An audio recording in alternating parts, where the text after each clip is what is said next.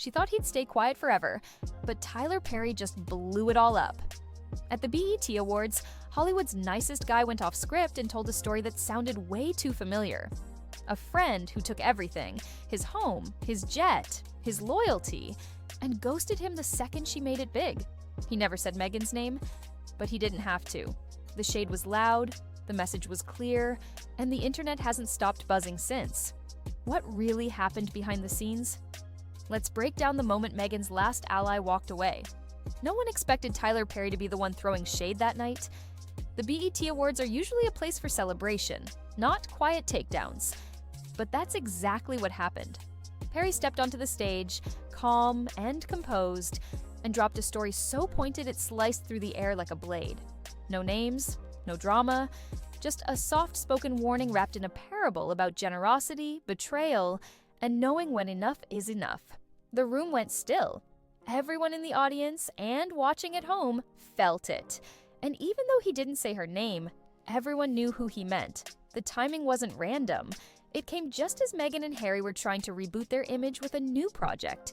Instead, one of their closest allies had just hit pause on the fairy tale. And that was only the beginning. Coming up next, how this seemingly perfect friendship between Perry and the Sussexes started and where it began to crack. Back in 2020, when Meghan and Harry shocked the world by stepping away from the royal family, they had nowhere to go. Then came Tyler Perry, swooping in like a quiet guardian angel. He handed them the keys to his $18 million Beverly Hills mansion, covered their security, and gave them privacy during a time when the press was relentless. At first, it looked like a beautiful story of one celebrity helping another. Perry had been open about understanding fame's darker side, and he seemed to empathize with their escape. But behind the scenes, something more complex was brewing. That initial act of kindness would later be described by Perry himself as one of the most emotionally draining periods of his life. The story that started as rescue was already heading toward resentment, and no one saw it coming. But it wasn't just about generosity. What happened next revealed a shift Perry couldn't ignore. As the dust settled and the Sussexes began building their new life in California, Perry kept giving time, support, resources, but something changed. The gratitude faded, the communication slowed, and Perry started to notice a pattern. What began as open-hearted help turned into silence. He later described the experience like being used and discarded. Friends close to him say the emotional toll was heavy. He'd made himself available during their darkest chapter, but once they got back on their feet, it felt like they had vanished. No return calls, no real thanks. Just a growing feeling that he'd been treated like a stepping stone, not a friend.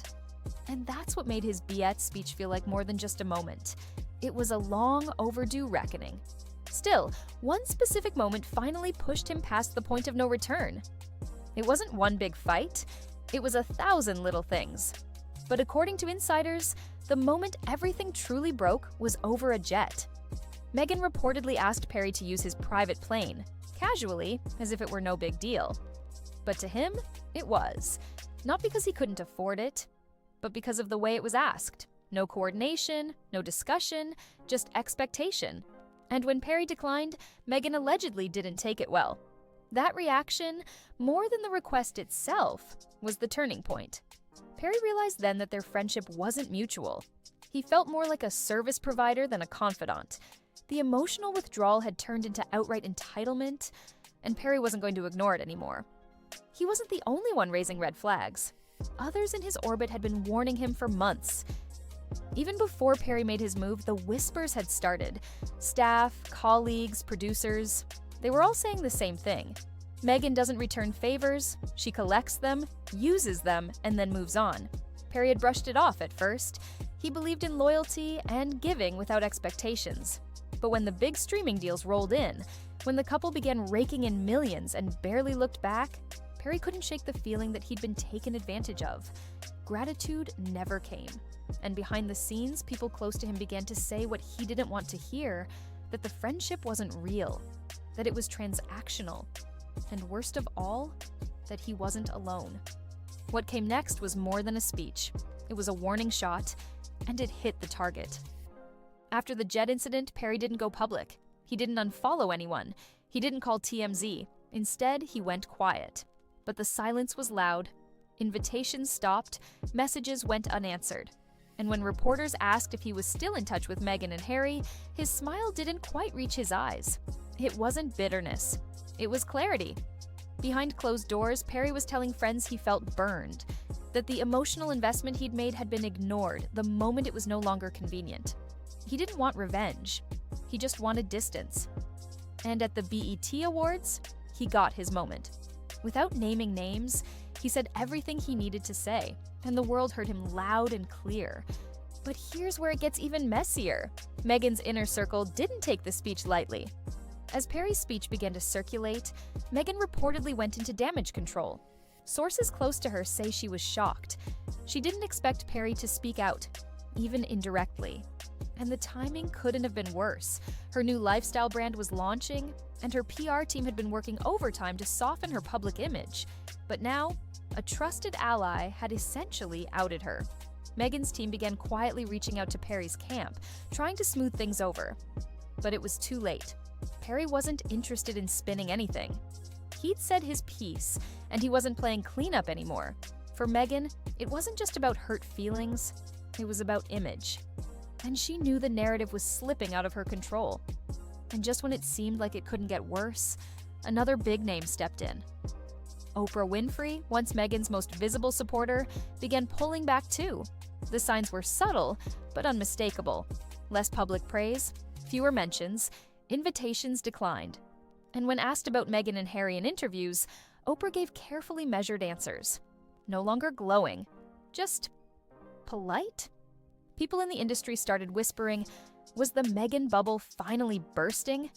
And if Oprah and Tyler Perry, two of the most influential power players in Hollywood, were stepping away, what did they know that the public didn't? Suddenly, the royal rebels weren't just losing favor with tabloids. They were losing support from the very people who had once risked their reputations to protect them. The cracks in their inner circle weren't the only concern. Public opinion was catching up fast. At first, Meghan and Harry's story was seen as brave, a couple standing up to an ancient institution. But by 2024, that underdog narrative had started to collapse. Critics were louder, supporters were quieter. And when Tyler Perry dropped that speech, it was like opening a floodgate. Comment sections exploded. Viewers who once defended the couple began admitting they felt duped. It wasn't just about Perry. It was about a pattern, unfinished projects, broken business deals, growing distance from family and former friends. To many, it looked like Meghan and Harry didn't leave the royals to escape control. They left to build their own version of a throne. And while Meghan tried to pivot, another controversy dragged her back into the spotlight. The Spotify deal was supposed to be a win, a podcast platform to share her voice, her truth, her perspective. But it fizzled fast. Only one season dropped, critics panned it, listeners tuned out, and then Spotify pulled the plug. Insiders claimed Meghan was difficult to work with and not delivering what was promised. The deal's collapse didn't just cost millions, it fueled a narrative that Meghan couldn't finish what she started. And when Tyler Perry's indirect call-out landed just months after the fallout, it painted a fuller picture, one of missed opportunities, broken connections, and relationships left in the dust. But the damage wasn't just financial, it was starting to become personal. It wasn't long before whispers from inside Meghan's own camp began surfacing. Former assistants, consultants, even brief collaborators started speaking anonymously to reporters and insiders. The stories weren't explosive, just eerily consistent. Meghan, they said, demanded unwavering loyalty. She had final say on everything, from wardrobe choices to how sentences were phrased in press releases. But if you questioned her, you were gone. One ex-staffer described the work environment as emotionally draining. Another said Meghan viewed people not as colleagues, but chess pieces. Strategic, disposable, and always one move away from being cut off. Tyler Perry's experience, it seemed, wasn't a fluke. It was a pattern. And that pattern, it wasn't just damaging reputations, it was starting to erase opportunities. Hollywood thrives on relationships, mutual favors, private loyalty, shared risk. And when someone gets marked as a liability, the phones stop ringing. That's exactly what began happening after Perry's speech. One Netflix producer reportedly pulled out of a development meeting just days after the BET Awards, saying it felt too messy.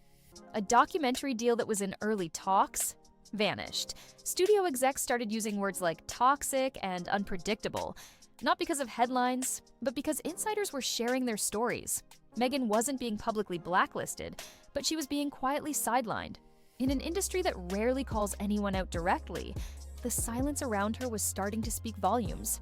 And behind the scenes, the cracks were starting to hit even closer to home. While Meghan scrambled to control the narrative, Harry stayed mostly in the shadows. No statements, no tweets, just quiet appearances and stiff interviews. Sources say he's exhausted, physically and emotionally. Some believe he's trying to hold things together behind the scenes. Others think he's checked out entirely. But here's what's clear. He's not in control. Friends close to the couple say Harry has grown increasingly distant from both Meghan's projects and his own causes.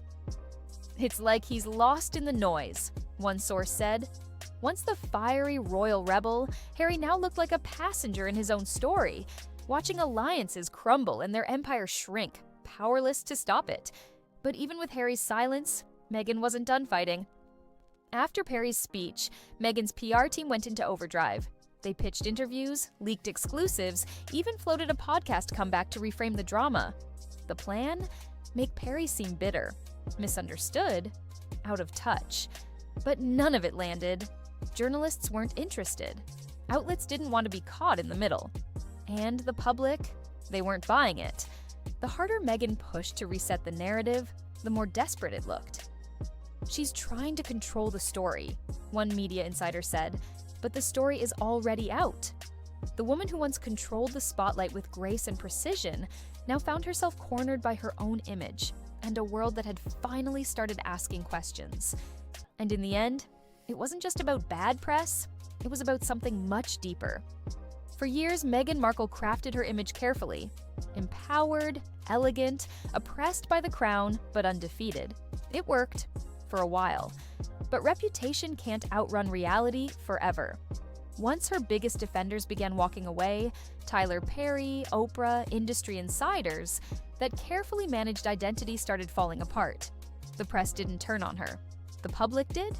Not with a scandal or a single headline, but with a slow, steady shift in tone.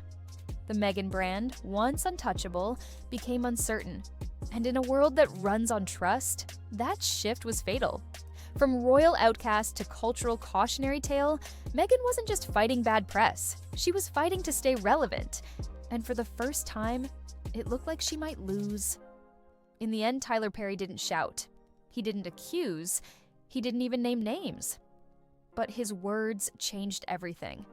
One quiet speech revealed a louder truth, that generosity has limits, that loyalty isn't a one-way street, and that even the most protected reputations can collapse.